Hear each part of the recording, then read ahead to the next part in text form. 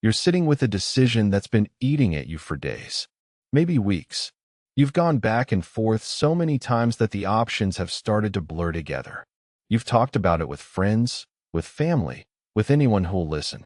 And somehow, the more you think about it, the less clear it becomes. You feel it in your chest, that low hum of uncertainty that won't shut off. Here's what nobody tells you. You keep making the wrong decisions not because you lack information, not because you haven't thought hard enough. You keep making the wrong decisions because you keep consulting the wrong mind. You consult your fear. You consult your fatigue. You consult your anger, your desire, your wounded pride. And those advisors don't want what's best for you. They want what's safe, what's comfortable, what protects the fragile version of you that's sitting in that chair right now, scrolling through the same arguments for the 100th time. Every decision you make from your immediate emotional state is a decision made by the worst version of yourself. And the Stoics understood this 2,000 years ago. They didn't just understand it. They built a practice that bypasses your emotional mind entirely. A practice that gives you access to a standard of judgment far higher than anything your impulses can reach. They called it contemplating the sage. And it might be the most powerful decision-making tool ever devised. Let me explain what it is, how it works, and how to use it starting today. Epictetus was a Stoic teacher who lived in the 1st century. He was born a slave. He was beaten so badly at one point that he walked with a limp for the rest of his life. He didn't write books. He didn't chase wealth. He taught people how to think, and his students wrote down what he said. One of the core ideas he taught was something he called the discipline of assent. Here's how it works. Every situation you encounter presents your mind with an initial impression. Something happens. Someone says something. An opportunity appears. A threat appears. And instantly, before you've even had a conscious thought, your mind generates an impression of what just happened. It labels it. Good, bad, threatening, exciting, insulting, promising. Most people live their entire lives treating these initial impressions as if they were facts. The impression arrives, and they immediately assent to it. They say yes. Yes, this is bad. Yes, I should be angry. Yes, I should be afraid. Yes, I should take this opportunity right now before it disappears. They react, and then they justify the reaction later with logic that was never actually part of the decision. Epictetus said stop. Pause. Don't assent automatically. Examine the impression first. Ask yourself, is this accurate? Is this real? Or is this just my fear talking, my ego talking, my exhaustion talking? Is this impression about something within my control or something outside it? If it's outside your control, the decision is simple. You let it go. You accept it. You focus on your response rather than the event itself. But if it's within your control, then you need a different kind of guidance. You need a standard higher than your current emotional state. And this is where the sage comes in. The Stoic sage is an ideal. It's an imagined figure who perfectly embodies wisdom, courage, justice, and temperance. No Stoic ever claimed to be a sage. Not Epictetus, not Seneca, not Marcus Aurelius, who was the most powerful man in the world and still wrote private notes to himself about how far he fell short of the ideal. The sage was never meant to be a real person. It was meant to be a North Star, a fixed point you navigate by, even though you'll never reach it. And here's the practice. Before you make a decision, before you act, before you speak, you pause and you ask yourself one question. What would the wise person do here? Not what would I do? I already know what I would do. I would react. I would protect myself. I would choose the comfortable option. I would avoid conflict. I would take the shortcut.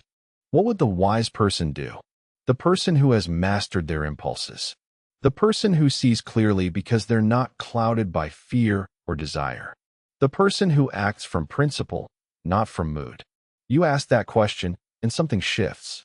Not because the sage is real, because the question itself creates distance. It lifts you out of the emotional vortex and places you in a position of observation. You stop being the storm. You start watching the storm. And from that position, you can see things you couldn't see before. Let me make this concrete. Say someone criticizes you at work. The impression arrives instantly. That was unfair. They're attacking me. I need to defend myself. I need to push back. I need to prove them wrong. Most people assent to that impression immediately. They fire off a response. They argue. They get defensive. They go home and replay the conversation for hours, stewing in resentment. But you've been practicing. So you pause. You don't assent yet. You examine the impression. Is it accurate? Is there something true in what they said? Is this within my control? Well, what they said is outside my control. But my response is entirely within my control. And now you ask the question, what would the wise person do here? The wise person wouldn't panic. The wise person wouldn't lash out. The wise person would listen, would consider whether there's truth in the criticism, would respond with dignity, not with wounded pride, would address the substance and ignore the tone. You see the difference? You haven't suppressed your emotion. You haven't pretended you're not upset. You've simply refused to let your emotion be the one making the decision. You've consulted a higher authority. And here's what's really happening when you do this. You're not just pretending to be someone else. You're accessing a part of yourself that already exists but normally gets drowned out. Carl Jung understood this. He talked about the self as something larger than the ego, something that contains wisdom the conscious mind can't always reach. When you contemplate the sage, you're essentially creating a bridge to that deeper part of yourself. The part that knows the answer. The part that's calm. The part that sees the long game. Your emotions are loud. Your wisdom is quiet. And in the moment of a difficult decision, the loud voice almost always wins, unless you deliberately create space for the quiet one. The practice of contemplating the sage is how you create that space. Now let me tell you how to build this into something even more powerful. The Stoics didn't just contemplate one abstract sage. They built what you might call an internal council. Marcus Aurelius, the Roman emperor, faced decisions that would terrify anyone. Plagues, wars, betrayals, the weight of an empire. And in his private journal, which was never meant for publication, he repeatedly reminded himself of the people he admired. His teachers, his mentors, the people who had shaped his character. He would call them to mind before making decisions, as if consulting them. You can do the same thing. You can build an internal council of wise advisors, not abstract figures, specific people whose judgment you trust. Some of them might be Stoic thinkers. You might ask, what would Marcus do here? What would Epictetus say about this? But some of them might be people you've actually known. A grandparent who had a gift for patience. A teacher who always saw the bigger picture. A friend who had an unnerving ability to stay calm when everyone else was panicking. You don't need to have met them. You don't need them to be alive. You need to know their character well enough to predict what they would say. And here's the thing. When you run a decision past your counsel, you're not actually asking them. You're asking yourself to think like them. You're forcing your mind to adopt a different perspective, a different set of values, a different emotional baseline. And when you do that, you start to see options that were invisible from inside your own emotional state. Let me give you the daily protocol. This is what you actually do. You're faced with a decision. It could be small. Should I send that text? It could be enormous. Should I leave this relationship? Should I take this job? Should I walk away from something I've spent years building? Step 1. You pause.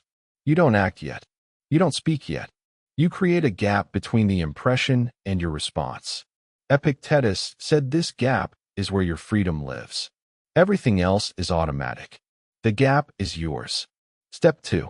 You ask, is this within my control? If the answer is no, you practice acceptance. You let it go. You redirect your energy toward what you can control, which is your response. This alone resolves most of the anxiety in most decisions. Because most of what torments you about difficult choices is the part that's outside your control. The outcome, what other people will think, whether it will work out. You can't control any of that. Let it go. Step 3. If the decision is within your control, you run it through the 4 virtues. The Stoics believe that every good decision embodies 4 qualities. Practical wisdom. What is the right thing to do here? Not the easy thing. Not the popular thing. The right thing. Courage. Am I willing to do it? Am I willing to bear the cost, the discomfort, the risk? Justice. Is this fair? Not just to me, to everyone affected. Am I treating others the way they deserve to be treated? And temperance. Am I doing this in the right measure? Not too much. Not too little. Am I being excessive? Am I being reckless? Am I holding back out of fear when I should be moving forward? Step 4. You consult the sage. You ask, what would the wise person do? And if you've built your counsel, you run it past them. You imagine each one separately. What would Marcus say? What would Epictetus say? What would that calm friend say? What would that patient grandparent say? You listen, not to your emotions, to the counsel. Step 5. You act. From that standard. Not from your first reaction. Not from your fear. From the standard you've just accessed. And then you accept the outcome. Whatever happens. Because you made the decision from the right place. You made it from wisdom, not from impulse. The outcome may not be what you hoped for, but the decision was sound. And that's what you can control. The quality of the decision, not the result. Now here's what happens when you start doing this.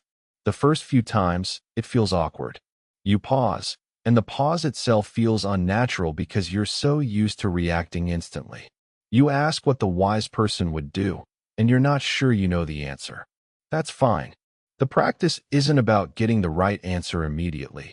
It's about training yourself to stop consulting your emotional mind as your default advisor.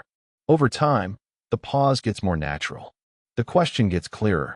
The counsel gets more vivid. And something else starts to happen. You begin to internalize the sage. The standard you've been consulting from the outside starts to become part of you. You start to catch yourself before the emotional reaction even fully forms. You start to feel the gap between impression and response not as something you have to manufacture, but as something that's just there, naturally, like a room you can step into. This is what Epictetus was really teaching. Not a trick, not a technique, a transformation.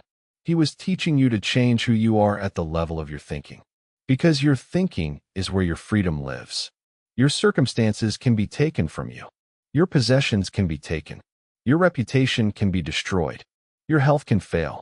But your ability to pause, to examine, to choose your response, that can never be taken. Unless you give it away. And you give it away every time you assent to an impression without examining it. Every time you react from anger. Every time you choose from fear. Every time you let your exhaustion make the call. You give away the one thing that's truly yours. The power to decide. Let me tell you something about Marcus Aurelius. He was the emperor of Rome. He had absolute power. He could have done anything. And yet, in his private journal, over and over, he wrote reminders to himself. Be patient with people. Don't let anger control you. Remember that power is temporary. Remember that you will die. Why did the most powerful man in the world need to remind himself of these things? Because he was human. Because he felt anger. Because he felt fear. Because he felt the pull of comfort and the weight of responsibility and the temptation to just stop trying. He wasn't naturally serene. He was naturally tempted, like you, like everyone. And he used this practice to hold himself to a standard he couldn't reach on his own. He consulted the sage. He consulted his mentors. He wrote notes to himself as if talking to a wiser version of himself, because that's exactly what he was doing. He was creating the voice of the sage inside his own mind and then listening to it. You can do this too. You don't need to be an emperor. You don't need to be a philosopher. You just need to be willing to admit that your first reaction is not your best judgment. That your emotions, while valid, are not a decision-making apparatus. That the version of you that's tired, afraid, and reactive is not the version of you that should be running your life. Here's what nobody tells you about decision-making. The quality of your life is not determined by the outcomes of your decisions. It's determined by the quality of the decisions themselves. Because outcomes are partly luck, partly timing, partly the cooperation of a universe that owes you nothing. But the quality of the decision, that's yours. That's the one thing that's always yours. And when you make decisions from a place of wisdom rather than impulse, from a place of virtue rather than fear, You build something that no outcome can take away. You build character. You build the kind of self-respect that doesn't depend on whether things worked out. That doesn't depend on whether people recognized you. That doesn't depend on anything external at all. Because you know you acted from the right place. You know you consulted the highest standard you could reach. You know you did the thing that the wise person would have done. And that knowledge, that quiet certainty that you acted well, is worth more than any outcome. Let me bring this back to you. You're still sitting with that decision, the one that's been eating at you. You've been going back and forth, consulting your fear, consulting your fatigue, consulting everyone else's opinion. And you still don't feel clear. You still don't feel whole. You still don't feel like yourself. That's because you've been asking the wrong questions. You've been asking, what should I do? What do I want? What will make me feel better? Those are the questions your emotional mind asks. They feel like real questions, but they're not. They're just your impulses dressed up in the language of inquiry. The real question is different.